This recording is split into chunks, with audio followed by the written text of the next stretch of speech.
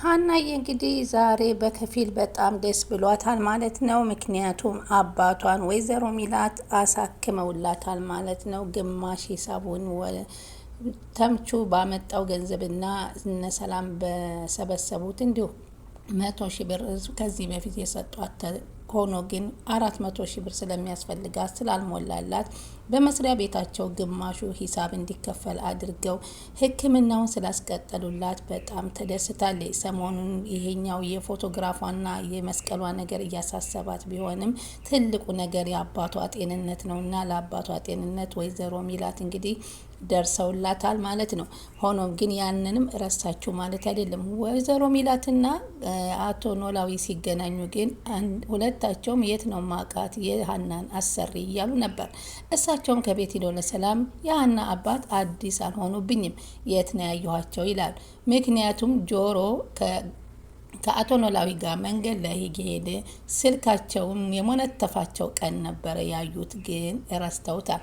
የዛን ጊዜ ነው የተያዩት። ወደፊት እንግዲህ ቁጭ ሲሉ ታሪኩን ይወራሩ ይሆናል። አሁን እንግዲህ ተምቹ ይህን ብር እንዴት እንዳመጣው ካልነገርከኝ ብሎ ጆሮ ራሱን አንቆ ይዞታል። ተምቹ ደግሞ መናገር አልፈለገም። እያስታወሰ እንዴት ነው ከነሱ ቤት በድፍረት ገብቼ አውጥቼ መስቀልና ፎቶ ወስጄ ነው ብዬ እናገራለሁ በሚል ድምፁን አጥፍቷል።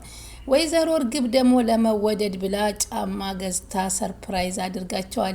ወንድሞቼና እህቶቼ እያለች እንግዲህ ለሰላም አንድ ጫማ ለምናሴ አንድ ጫማ ገዝታ በጣም እናመሰግናለን እኛ ነበርን ምንንከባከብሽ እያለች ተቀብላታለች። ይህ መደለሊያዋ ነው። ሆኖም ግን አይቀርላትም። ወይዘሮ ሚላት እንግዲህ ሀና እየሮጠች የሄደችበት ምክንያት እንግዲህ ብሩ ሊሰጣትና እንድታሳክም ሊያደርግ ነበር ጆሮ። ሆኖም ግን በፍጹም አልቀበልም ብላ በጣም አስቸግራው ነበር። ምክንያቱም ከየት እንደመጣኝ ገንዘብ ሳላቅ በፍጹም አልወስድም ስትለው እመኝኝ እኔ ያን ስራ እንደሆነ መመንተፉን አቆም ያለው ሲል ነበር የነገራት። እንግዲህ እርግብም እንግዲህ መጨረሻ ላይ ሀናዬ ለሰላም ስለ ፎቶግራፉ ጉዳይ ነግራታለች። ምን ነገረቻት? ሰላም ወደ ቻናል የተከታታዮች ሰላማችሁ በያላችሁበት ይብዛልኝ። ለቻናል አዲስ የሆናችሁ ሰብስክራይብ፣ ላይክ፣ ሼር እያረጋችሁ አበረታቱኝ። ሀናዬ እንግዲህ ብሩ ተሟልቶላት አባቷን በማሳከሟ ሁላችንም ደስ ብሎናል። ነገ እንግዲህ ጤናቸው ተመልሶላቸው ወደ ነበሩበት እንዲመለሱ ለማየት ሁላችንም ጓጉተናል። በዚህ ምክንያት እንግዲህ ከቤት ሄዳ ወጥ እየሰራች ነበር ምግብ ልታበላቸው። ብሩንም ስትሰጣቸው በጣም ተደስተው ግን ከየት አመጣሽው መጥፎ ነገር ሰርተሽ እንዳይሆን እያሉ እሷ አንድ ነገር አድርጋ ለኔ ስትል ራሷን ለውንትን ብላ እንዳይሆን እያሉ ይሉ ነበር። ሆኖም እመነኛ አባቴ እኔ በፍጹም ምንም ነገር አላደረኩም ስትነገረቻቸው አላምን ብለው ጆሮን ጠየቁት።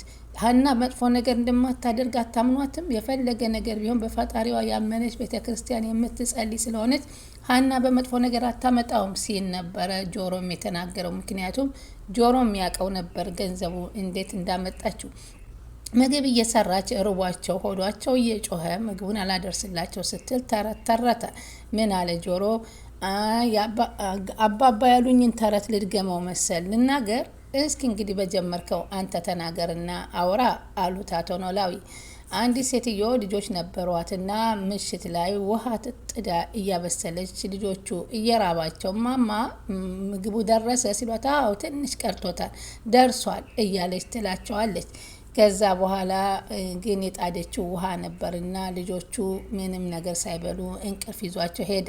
እናትም በዛው አብራ ከጎናቸው አሸለበች። አሁንም ያንቺ ምግብ እንደዛ ሆነ እንዴ ውሃውን ብቻ ጥዳ አለች ሀናዬ። አዎ ለምን ምንም ነገር የምሰጣቸው ምግብ የለምና ነዋ አለች። ኧረ እኔ እንኳ ምግብ እየሰርግም ስታሳዝም ምን አይነት ታሪክ ነገራችሁ ብላ ወጡን እንግዲህ አድርሳ እራታቸውን አብልታቸዋለች። እርግብ ደግሞ ምላስ ሰላምና ወይዘሮ ሚላት ቁጭ ብለው ስለ ሀና ጉዳይ እያወሩ ሀና ትላንትና ምን አስባ ይሆን እንደዛ ፎቶውን ወሩራ ጥላው ሄደችው እየተባባሉ ሲያወሩ አይ አባቷ ይሆናል የአባቷ ህመም ነው እያለች ሲተባበሉ ድንገት ደግሞ ወይዘሮ እርግብ መታ አብሬያችሁ ላውራ አለች። ቴን ቅር ማይላት ከሆነ አንድ ነገር ልናገር ፈልጌ ነበር ስትላቸው፣ አረ ተናገሪ ምንድን ነው ችግሩ ስትባል፣ በቃ ባለፈው ብቻዬን ነው መተኛው ብያችሁ ነበር፣ ከሰው ጋር መተኛት አልለመድኩም ብዬ ነበር። አሁን ግን ከእናቴ እቅፍ ጋር መተኛት አንድ አልጋ በቃ መልመድ አለብኝ ብዬ ወስኛለሁ። ቅር ካላላት ሰላምዬን ስትል፣ ሰላም ደግሞ እንዴ ባለፈው አልተኛም አላልሽም እንዴ አለቻት። ብዬ ነበር ግን ቅር ካላለች ስትላት፣ ምንም ውስጧ ቅር ቢለውም እንግዲህ ያው በቃ ሀሴትዬ ነይ ትተኛለሽ ከኔ ጋር ብለው ወይዘሮ ሚላትም ሲሏት፣ ሰላምም እንደ መቆጣት ሆና ወረድ ብላ አልጋው ላይ ወደ ምናሴ አልጋ ሄዳለች ማለት ነው።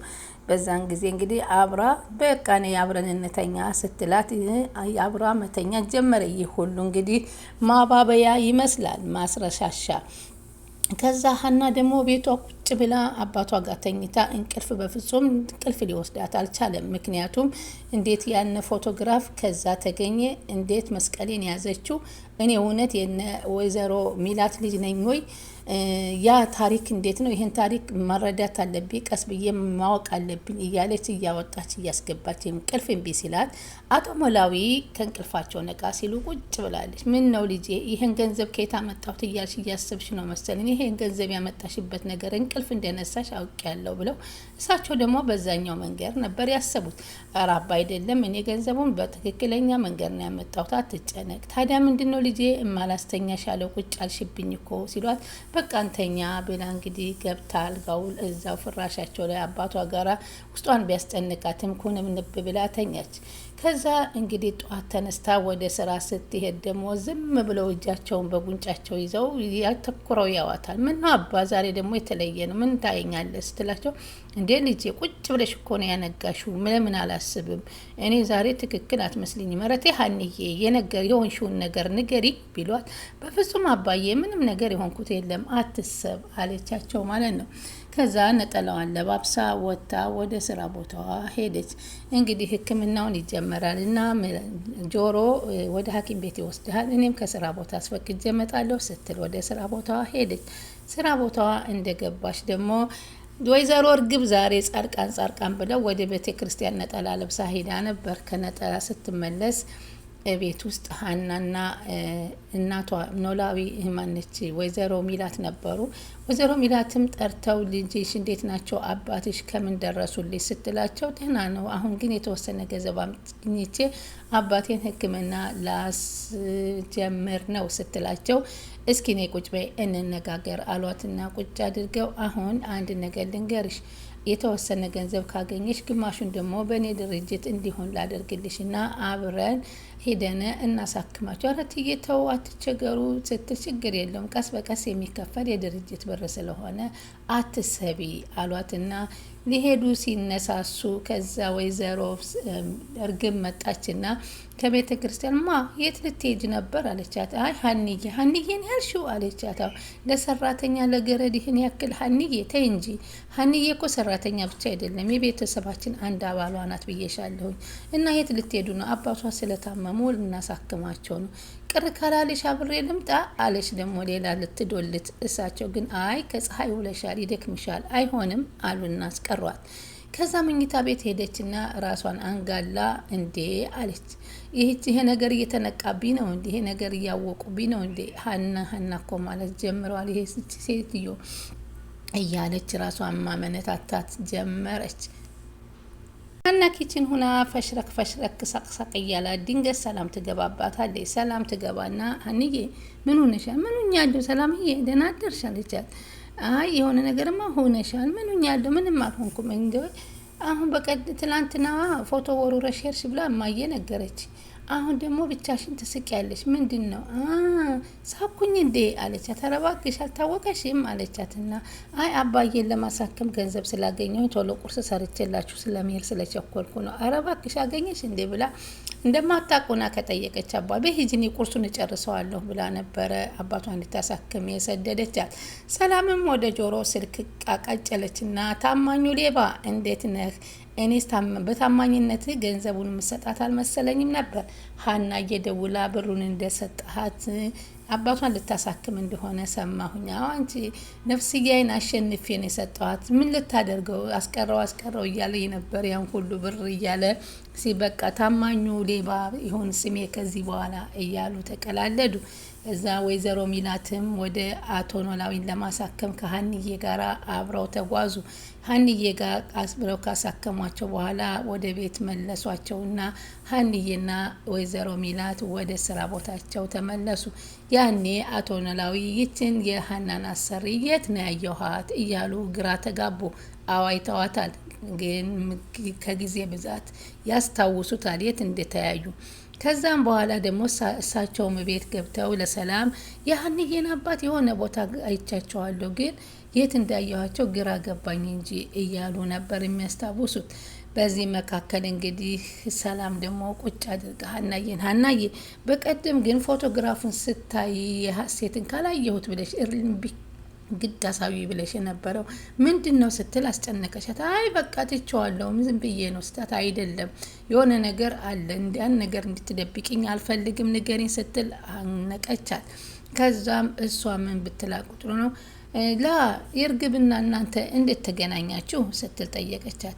በቴሌቪዥን ኢንተርቪው ሲደረግላት ስናዳምጥ ታሪኳን በሙሉ የምታወራው የእኛን ቤት ታሪክ ስለነበረ በዛ ምክንያት ሄደን አገኘናት። ከዛ ደግሞ መስቀልና ፎቶም ይዛ ስለነበር አመናትና እህታችን ሆና ተገኘች ስትላት፣ ያንን እስኪ የተላለፈ ፕሮግራም ልታሳይኝ ትችያለሽ አለቻት ለሰላም። ሀናዬ አዎ አለችና ዩቲዩብ ላይ ሰርች አድርጋ አየሽ ይሄ ነው ብላ ስትሰጣት ሀናዬ ስታዳምጠው ራሷን መቆጣጠር አቃታት።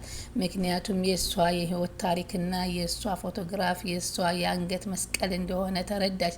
ተርበተበተች፣ ተንዘፈዘፈች፣ ተጨናነቀች። ምን ሆነሽ ነው? እኔ ልክ ያልሆንኩት ነገር አለኝ ሰላምዬ፣ ምን ሆነሽ ነው? ሀናዬ ንገሪ፣ ምንድን ነው የተፈጠረው?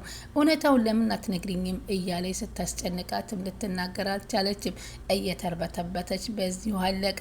እንግዲህ ቀጣይ ምን ጫፍ ላይ ደርሷል? እርግብ ልትዋረድ። ስለዚህ ስለምትከታተሉኝ ከልብ አመሰግናለሁ። ቀጣዩን በሰላም እንጠብቃለን። ሀናዬን ሰላሟን ያብዛልን። አባቷንም እንኳን አዳናቸው፣ ደስ ብሎናል ማለት ነው። ሼር ላይክ እያደረጋችሁ አበረታቱኝ።